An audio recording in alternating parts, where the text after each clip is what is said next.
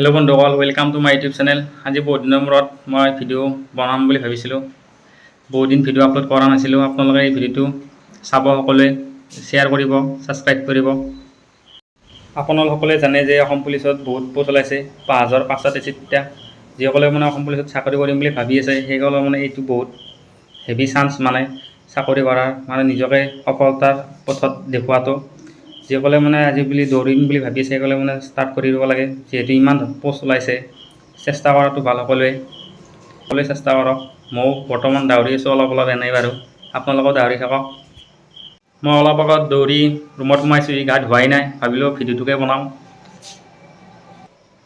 এতিয়া গাটো ধুই অলপ ফুৰিবলৈ যাম বাহিৰলৈ। অফিচতো এবাৰ যাব লাগিব, কাম আছে অলপ। তাৰ পৰা আহি অলপ ফুৰিবলৈ যাম বাহিৰত। আমি এতিয়া এনেকৈ ৰাস্তাত ফুৰি আছোঁ, অলপ খোজকাঢ়ি আছোঁ। তিনিজন একেলগে আহিছোঁ বাৰু। তেজপুৰত আমি ইনকাম চিনিও নাপাওঁ, তথাপিও আহিছোঁ আৰু। ক'তবা যাই আছোঁ গমেই নাপাওঁ আমি। ভুলো হৈ যাব আৰু ৰাস্তা চিনিও নাপাওঁ। আমি এতিয়া আহি ৰুম পালোঁ।